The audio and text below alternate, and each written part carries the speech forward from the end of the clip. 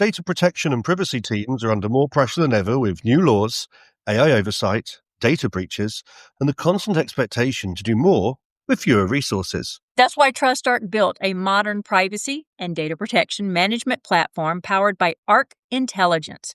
It unifies your tools, automates the work that slows you down, and surfaces what matters most right when you need it. From guided quick actions to our intelligent assistant, Ask Arc, you get credible, contextual answers backed by expert research, not generic AI guesses. Finally, privacy that works the way privacy pros work. Learn how TrustArc helps teams move faster with confidence at trustarc.com/serious-privacy. That's trustarc.com/serious-privacy.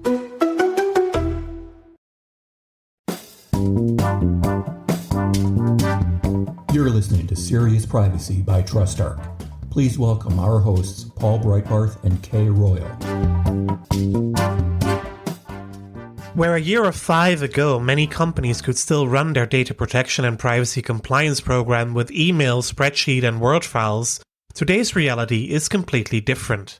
Accountability, documentation, and reporting requirements are much more detailed and widespread than they were before. Privacy technology is on the rise. I think it is safe to say we know something about that here at TrustArc. But privacy tech is not just about privacy management. It is also about privacy-enhancing technology, smarter processing technology, improved data security, and much more. Our guest today knows all about this. Lourdes Turrecha is the founder and CEO of Pix LLC, an innovative privacy firm in Silicon Valley, and the founder and chief privacy tech evangelist of The Rise of Privacy Tech, a movement that brings together privacy innovators, investors, experts, and evangelists to further privacy innovation. She is also Privacy Tech and Law Fellow and Adjunct Professor of Privacy Law at Santa Clara University School of Law, and we are really looking forward to speak with Lourdes today. Let's spread the gospel of privacy a little more. My name is Paul Breitbarth. And I'm Kay Royal, and welcome to Serious Privacy. Thank you for having me, Kay and Paul. Thank you, Lourdes. We are absolutely thrilled to have you. I've known Lourdes for several years, and every now and then when we're conversing or on LinkedIn or whatever, I'm like, oh, I need to have you on the podcast. So I finally wrote her and said, okay, I'm going to have you on the podcast. We're going to do this. So after a couple of years of trying, we finally made it happen. Exactly. And we're still in season 2, so it's all well in time. Exactly. So I'm excited to be here. For the unexpected question, sweet or salty? Salty. Paul? Both. Definitely salty. Both. I am salty followed by sweet. I have to. So you're I have not to. for the salt of caramel. Yes. I spend a lot of time on the water nowadays, so I'm definitely salty. From that perspective, obviously I'm sweet. Obviously. Yeah, I'm not going there if we're talking about personalities rather than food.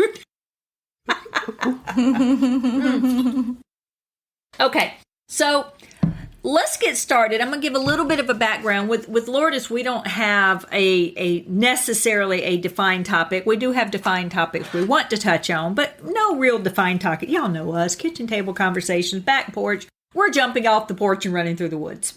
I love it. I've known Lourdes for years. I think I originally met you, Lourdes. Were you still a law student working for Dan, or had you just graduated? Around that time, I'm not quite sure when, but I know it was through Dan, who is... Dan Solov. Yes, no one is like Dan. He's one of my trusted personal advisors and just, the most down-to-earth and leading privacy thinker in the world. So I have nothing but good things to say about Dan, right. And I'm grateful that he brought us together. Yes, me too. And then we've been on at least one panel together, which was Lourdes was moderating it, and it was about, advice from executive women. And from there, I think you went to teach? Oh, yeah. So out of law school, I worked with Professor Daniel Solov.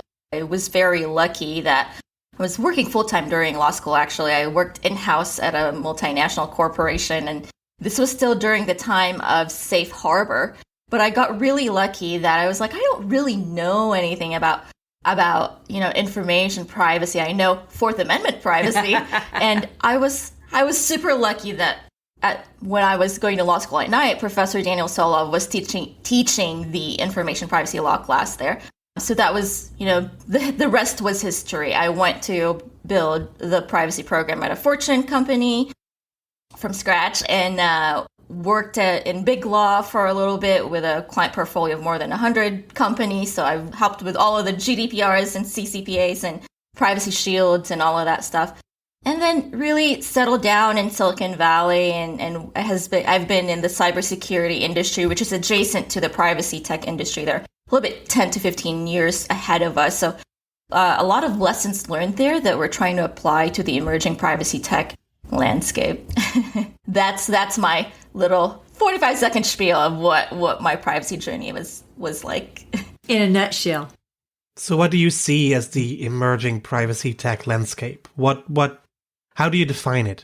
That's a really good question. And it's I think it's a very insightful one because we found that key players in privacy tech, founders, investors, were just arguing about their version of what privacy tech is. So we recently went about and say, well, let's just sit down and before we talk past each other, because this has implications, right? Like how much money is invested, what tools are built, whether they actually affect privacy and solve privacy problems or not. So we sat down and defined and categorized, and we ended up with, technological solutions to privacy problems. And we defined privacy the way leading privacy thinkers like Daniel Solove and Woody Hartzog and all of the brilliant thinkers that we know, Danielle Citron and Neil Richards, have spent their lives work defining privacy. So we brought that. We didn't invent the privacy wheel or the privacy conceptualizations.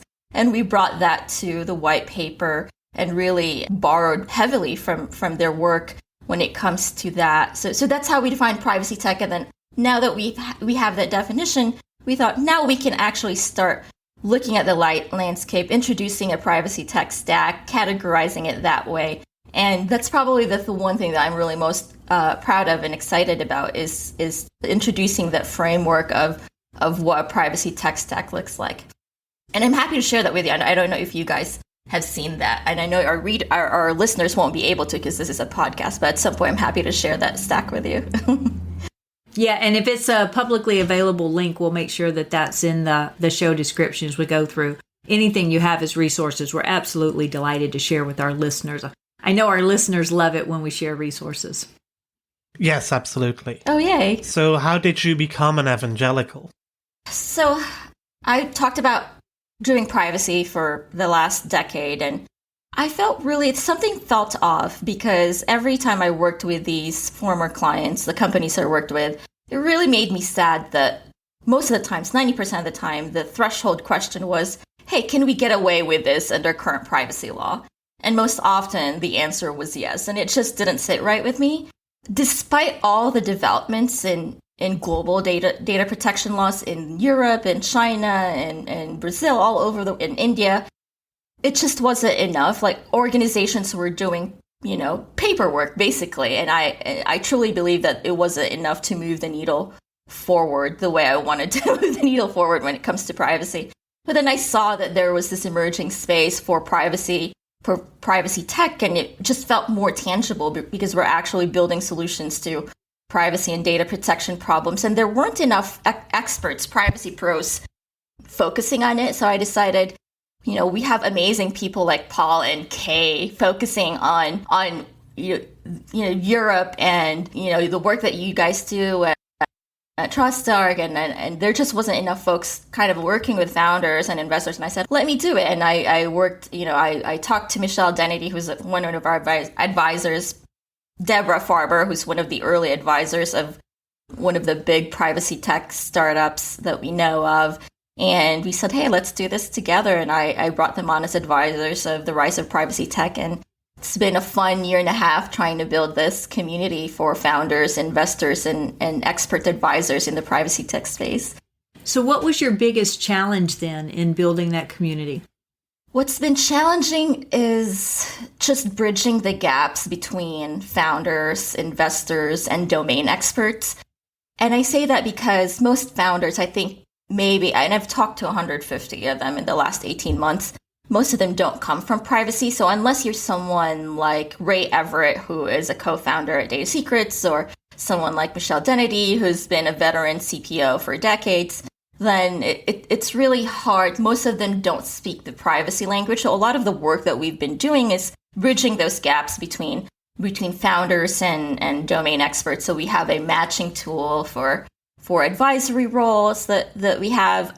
We also have a matching tool for founders and investors who might want to invest. Some of us are now angel investing in early stage privacy tech startups. So that's been the biggest problem that we've seen, and our goal is to keep bridging those gaps to fuel privacy tech. Is it fair to say that your focus so far has mainly been on US companies and US tech? No, because Europe is really way ahead, in my opinion, when it comes to privacy tech. And I have worked with at least a handful of European privacy tech startups, advised some of them. And then we have a really amazing Israeli privacy tech community, or ecosystem is probably the better term for that. Just because Israel has historically had a good cybersecurity startup or startup space in general. And we saw that in the adjacent cybersecurity space where I came from before I started the rise of privacy tech. And then now we're seeing it in privacy tech too. There are some exciting privacy tech startups coming out of Israel. We're seeing it in Asia as well, in Singapore, in Australia. It's really a very global rise. It's a very global rise of privacy technologies. And it makes sense because the developments, the things that fuel privacy tech, some of them are privacy laws, right? Are global. And what's the biggest problem that privacy tech is seeking to solve? I mean, you can think of some of the more common types of privacy tech. I mean, TrustArc is a privacy tech. We're the world's oldest privacy company. Right. I don't know that that's a fact, but I know, by gosh, we've been here for a long, long time. So we have ours, but what is the problem most are seeking to solve? Because clearly they see a pain point, or they wouldn't be doing something.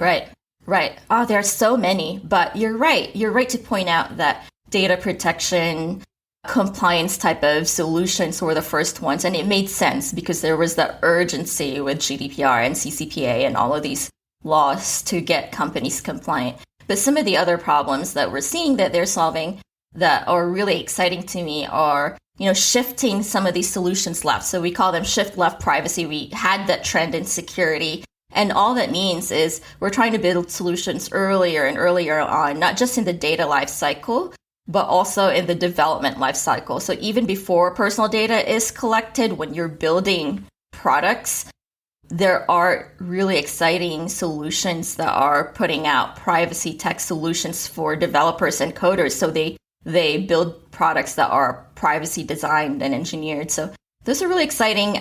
There are also folks in the consumer space, finally. If you were talking to me 6 months ago, I would be just so sad because the B2C space was lagging behind B2B when it came to privacy tech. And we've had a few really fascinating startups on the show, both of which were directed towards consumers, or at least had an aspect of what they do that was directed towards consumers. So I agree with you. I think that part has been a little slow, but maybe it's starting to hit the stride. Why? In the B2B side, we know that the compliance and data protection laws were the key indicator or the fuel for the rise of B2B privacy tech. I think on the consumer side, I've tracked consumer privacy sentiment for a few years, and each year it just goes up, right? I mean, it's not 100%, but consumer privacy sentiment has been changing. And I think that's why consumers have been demanding privacy, and most of the companies have not been listening. And now we're finally seeing investors invest in consumer B2C privacy tech. There are amazing studies here that we cite in the white paper on the marketplace demand for privacy, both on the business side and the consumer side. Consumer reports and peer research have these studies. So I think that's why people really, people actually do want privacy. And just because they use tools that are cool doesn't mean they don't care about privacy. I think that's Professor Solov. Yeah, that's Professor Solov's latest thing. It was like, it's the myth of the privacy paradox. Just because I'm using a certain social media app doesn't mean I don't care about privacy. Right. No, that's certainly true. So you've been doing this for a while now. Any success stories you can already share? Because you were talking about angel investors, but Are there also any Yeah. public success stories already to tell, maybe? It's too early. We don't even, maybe outside of one public company in Europe or Canada, we don't really have any public privacy tech startups. So it depends on what you mean by success. I'm assuming you mean the thing that came to mind was like exiting, but no one's really done that. We do see folks, some of the big players acquiring smaller startups. I think it's a little bit too early for that in the privacy tech space for all of that merging to happen. But, you know, if you look at the cybersecurity space, there will continue to be exciting solutions for different categories of privacy tech. So it depends on what you mean by success. If we're talking about exits, no, there haven't been any. No, but maybe bringing the right people together, the right investors with the right technology, with the right people who may join advisory boards or boards of directors or something like that. Oh, absolutely. Yes, we've probably matched at least a dozen folks for advisory board roles in privacy tech. And we know just from our Slack that investors in our Slack have invested in privacy tech startups that they met through us, through the rise of privacy tech.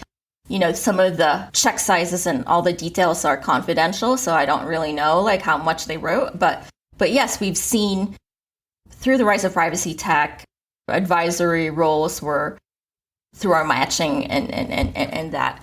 But I mean, our goal is to bridge these gaps. We've done a lot of that through our events as well. So we put together events that are not just for privacy pros. They're really primarily for privacy tech founders, investors, and then some privacy pros who want to be involved in privacy tech. I think there's quite a number of that.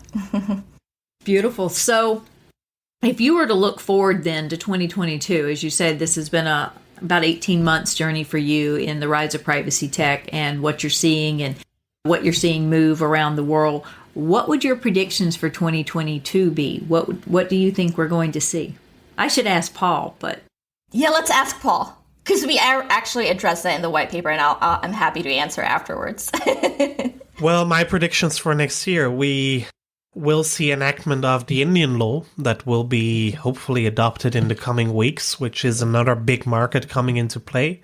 Well, we discussed last week's episode from IAPP Brussels, a lot of predictions on what is coming. More enforcement, more artificial intelligence, more debate about international transfers, more staffing issues. That certainly will also remain an issue. And I mean, all of us are teaching privacy law as well, and I think all of us are trying to keep up in getting as many people educated as possible. Yes. But it takes a lot of time to train people thoroughly to become good privacy professionals. I think all of that will continue for next year. And yes, I do believe that technology will be even more important going forward.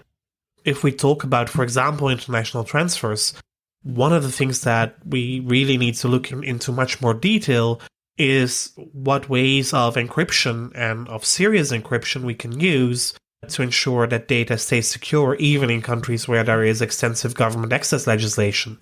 What kind of notification mechanisms can we design to inform people that their data have been accessed either by a government or by a third party that should not? How do we keep our data in check? Yeah, I mean, all those are great predictions. I'll focus mine in the privacy tech space since that's where I've been thinking, or that's where my headspace has been for the last 18 months. I think we're going to see more and more developer privacy tools, which is one of the trends that we talked about. So tools for engineers who are building products. And then we see a lot of computational pets, right? So privacy enhancing technologies. We've heard of these things, but we've heard of differential privacy, of SMPT, secure multi-party computation, synthetic data, all of these things, but they weren't quite ready for commercial use. So they were, we read the research. A lot of the researchers have done amazing work at Carnegie Mellon and Harvard when it comes to these things. But I'm excited that some companies are actually pulling these pets and introducing them into a product that others can then buy and use. So I think we'll start seeing more and more in that. We're probably going to continue seeing more investment money. So there's been $6 billion invested in privacy tech with 4 of those in the last 3 years alone. I'm sure we'll see at least 2 billion in the next year, maybe more. So it'll be exciting to see where that goes. I keep tracking the numbers on Crunchbase when it comes to privacy tech investments. Yeah, I can believe that. And for myself, I mean, I agree with both of y'all. I think one of the things that we're hoping we're going to see is a replacement for Shield. There's a lot of dependencies there, but that's something that a lot of people are hoping to see. I gather we're going to see some new standard contractual clauses out of Europe, so which is going to impact some of the others too. But then, the 4 we have were not enough yet, so we'll add a few more into the mix exactly. to make it even more complex for you Americans to understand how we like to see things done in Europe. Exactly. No more Wild Wild West for us. And then for myself, one of the things that I'm hoping we're going to see is more new professionals who are aware of and able to address privacy issues, because I can't hardly think of any jobs that you wouldn't touch personal data at some point. I mean, I'm sure they're out there. Yeah, so I'd like to see more business people, more engineering students, more lawyers, more everyone coming out of school with more knowledge about what it means for privacy law and handling personal data, what it means about cybersecurity and cyber law, different things along that line. So I don't know that that's a prediction so much as a wish and a hope and a prayer. Wish. And that's such a great point to make. And I share that wish too, because like you implied, privacy is so cross-functional. So we need more engineers. We need more GRC InfoSec folks. We need more lawyers. And there's such a shortage of us doing privacy and such a huge demand for privacy professionals. And, we need more finance folks who are thinking about the value of privacy and how to put privacy on the balance sheet, right? Exactly. So we do need cross-functional people. And with what you're doing, the rise of privacy tech, one of the things, and Paul's heard me say it many, many times, bothers me is the startup companies that don't know how to build privacy in from the beginning. Then they want to be bought, and they have devalued themselves because half the data they have is illegal or something.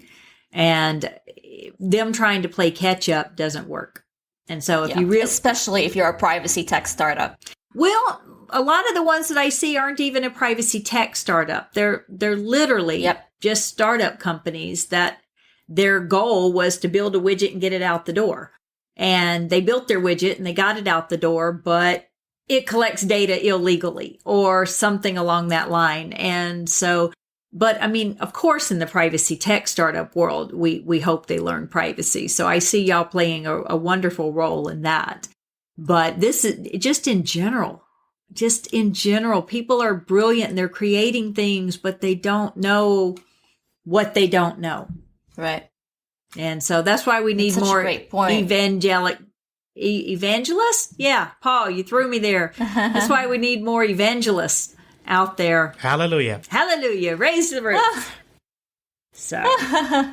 No, but I do agree. And this is what we also discussed last year when we were starting the podcast, that we want to get the word out how important data protection is in our day-to-day lives, and want to talk to people about all these amazing developments, whether that is legislative or more technological, to make sure that people actually start realizing this is a whole new era that was started, well, basically a decade ago. Yeah.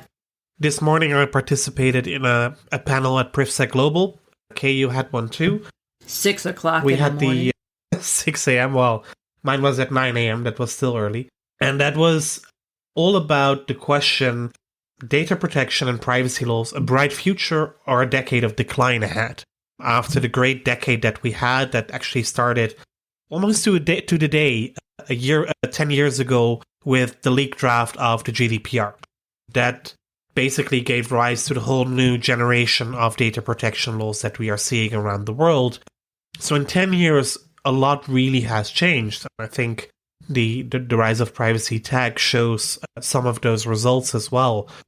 Without the future of privacy and the GDPR introduction, that decade ago, I'm not sure whether we would be having these conversations right now. Can I ask you guys a question? Because I'm sure you have an amazing guest. No, we don't do that in this podcast.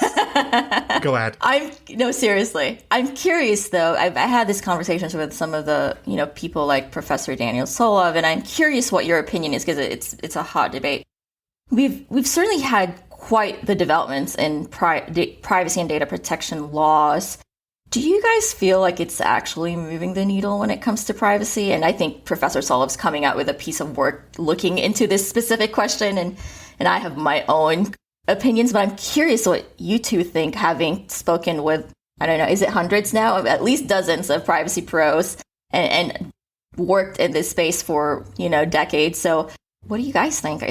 Are these laws actually changing? Like, are they actually moving the needle on individual privacy? Are they changing stuff for people like you and me, for individuals? Because at the end of the day, privacy is about people. It's not just about data. It's about the people, whose data we're handling and processing. I think that's already the distinction between the American and the European approach, if you forgive me.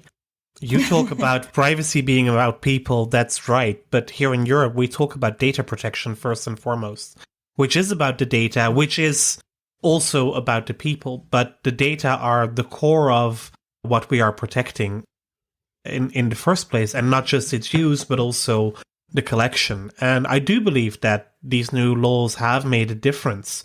Maybe not so much yet in our day-to-day lives, in how our data being used or misused, companies know about us or what governments know about us, but they have certainly made a difference in the awareness that people have about the importance of the fundamental rights to privacy and data protection.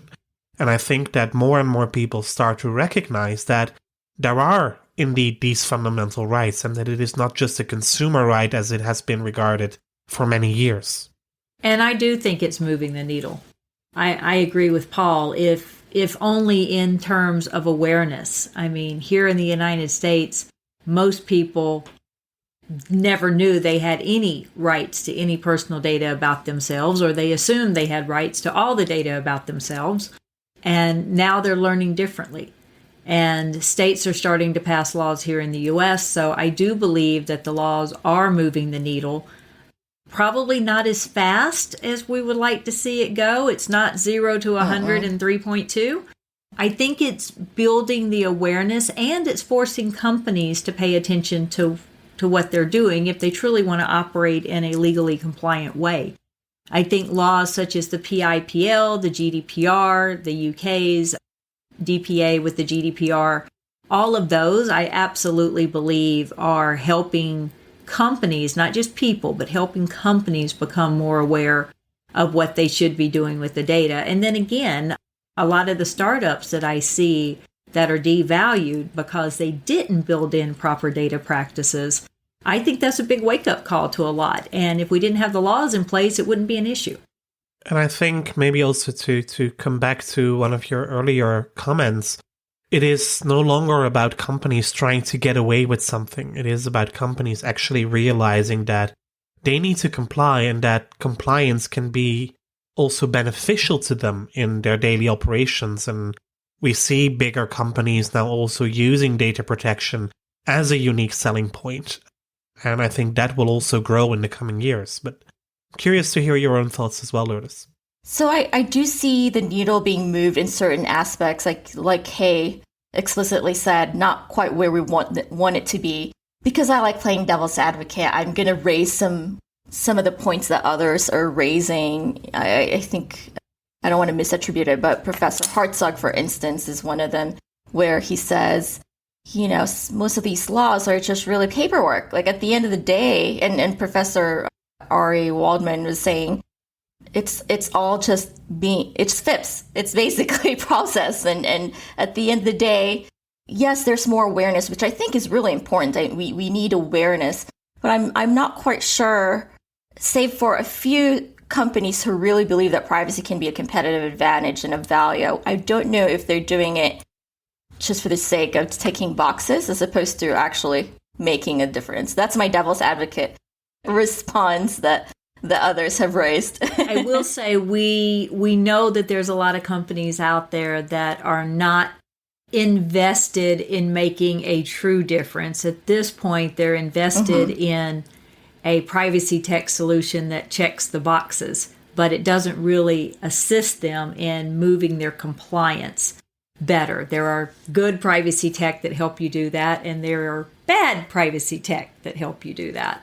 So I will say that based on that, I know that there's a lot of companies out there that really just want to check the box. But on the other side, there's a lot of companies out there that really want to be legal and they really want to do the right thing. And I can say that because they're rolling out their corporate policies, not just to the data that's mandated for them to protect, but they're protecting all their data because it's the right thing to do. If it really offered them a competitive differential to offer privacy, that helps. If it really offered them a competitive advantage to not give everyone the same privacy rights or to not protect all the data to the same level, I think they would do that. So they're giving up a particular competitive advantage in order to do the right thing for people. Yeah. And I've said it many times, and I'll say it again, privacy is a helping profession. Yep, it is. We are here to help the average Joe on the street. You mentioned something that's actually a highly controversial topic in the privacy tech space, and many of the privacy pros that are in the privacy tech space and working with these startups, we actually, what is your perspective when it comes to privacy tech startups claiming, we get you GDPR compliant because our perspective has been no tool is going to get you compliant, right? It really makes That's like companies saying, we're HIPAA certified. Okay, how? Exactly. There's no such thing as a HIPAA certification. Yeah. There's some that get you close. And there are GDPR validations, but no real certifications yet. And of course, there are a lot of companies out there that still work on the basis of tick box compliance. And GDPR and all of the modern generation of privacy laws, they are just not about ticking boxes. It is much more, because almost all of them are based on the accountability principle, which means that actual work needs to be done and demonstrated on an ongoing basis. Data protection by design. That's not a tick box. It's not a tick box. It actually has to occur. Exactly. But people have to understand. You can't just change behavior because someone tells you to change behavior. You have to change behavior because you understand the why behind it. And sometimes the why behind it is the law says so. You want to go to jail? Some of these laws would send you to jail. Do you want to go to jail? But in most cases, you're not doing it because the law says so. You want the people to understand that the law requires you to do it because this helps people. And at some point, we want to be able to speak the language of non-lawyers and say, let's do it because it's going to make us money, as some of, the Cisco account benchmark study has shown when it comes to privacy's ROI, or because it's going to make our customers trust us when it comes to the products and the data that our products process, and all of the other types of non-legal arguments for doing this. And I'm nodding my head because I'm like, this is the same thing we've heard about having 2 or 3 women on boards of directors. Companies succeed better. But hey, I don't see a lot of companies doing that either. All right. So, Paul, any last question? Yeah, companies that would like to put more privacy women on their boards, or in other ways want to join the movement and want to be part of that evangelical movement when it comes to privacy and data protection. How would they go about? What are ways to become involved with the rise of privacy tech? Because we started from scratch. We started with events that bring together founders, investors, and domain experts as advisors. And we've had people, introduce people to each other that ended up in advisory roles. We then made that we created that into a program where we have a matching program. We have a membership for key players in privacy tech, so founders, investors, and domain experts. And one of the exclusive perks of membership, if you're a domain expert, is that you're top of the list when it comes to advisory roles that these startups need as they build products and scale. We also get, we have leading privacy officers who are board members come and teach. So we have Keith Enright and Cheng Si from cybersecurity talk about how to break into these boards and And what are the things that what's the distinction between an advisory board versus a board of directors? And one can be a stepping stone for another. One is earlier stage, or the other is for more public or later stage type of startups. We have a newsletter. You get the latest news from us. We have a Slack if you want to engage with people in privacy tech that people can join. I'm happy to send links to all of those. And then for those who want to really get more involved on a daily basis, we have the membership. It's not for everyone, obviously, because most folks are not as interested in privacy tech as others. But for those who want to get plugged into the privacy tech space and say, hey, this is actually really something I want to do, we have those. We also just made available with a white paper a privacy tech database. So we have that, and startups can add they put in a link and they add their startups information there. The products that they have, the categories, the stage that they have, and customers can also do that. I actually built that for customers because I had CPOs before who were saying, there's so much marketing speak. It's not, but it really isn't clear who's doing what, like what's going on under the hood. So we have that going on that we make publicly available on our site. So I'm happy to send those as well. So come to our events, join us if you want to be in the privacy tech space. And then we have a whole list of 20 different things that we're working on that we want to ship out in the next 3 months, 6 months, year, a few years, just depending on what the community wants. So we're prioritizing according to what the community really wants. So in short, stay tuned. Yes. Very good. Absolutely. Thank you very much for joining us today, Lourdes. And on that note, we'll end another episode of Serious Privacy. Thank you for listening to us, as always. Thank you. And if you like our series, please do tell your friends and colleagues about us and rate and review our episodes in your favorite podcast app or on your favorite podcast platform. Join the conversation on LinkedIn. Just look for Serious Privacy. Follow us on social media, on Twitter at Podcast Privacy, or reach out via email at seriousprivacy@trustarc.com. You'll find Kay on Twitter as Heart of Privacy and myself as EuroPolB. Until next week, goodbye. Bye, y'all. That was Serious Privacy.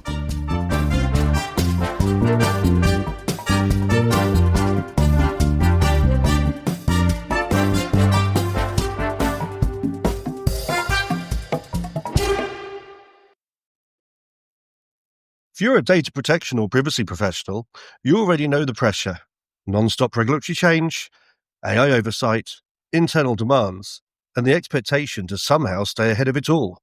And the old patchwork of tools just isn't cutting it anymore. No. That's why TrustArc created a modern privacy management platform powered by Arc Intelligence. The TrustArc platform brings your workflows, evidence, research, tasks, and applications all together in one unified and intelligent workspace so you don't waste time digging, clicking, or context switching. With Ask Arc, your privacy assistant, you can ask plain language questions about laws, jurisdictions, or even your own program data, and get credible, cited answers based on NIMBY research and more than 1,000 global laws. It's explainable, transparent, and purpose-built for data protection and privacy. So if you need to add a vendor, create a cookie banner, or start an assessment, quick actions take formally complex tasks, turn them into bite-sized guided workflows to save you time. It's a platform that thinks like you, works like you, and helps you move faster with confidence, whether you're a seasoned DPO or you're just getting started. See how modern privacy gets done. Explore Arc at trustarc.com/serious-privacy. That's trustarc.com/serious-privacy.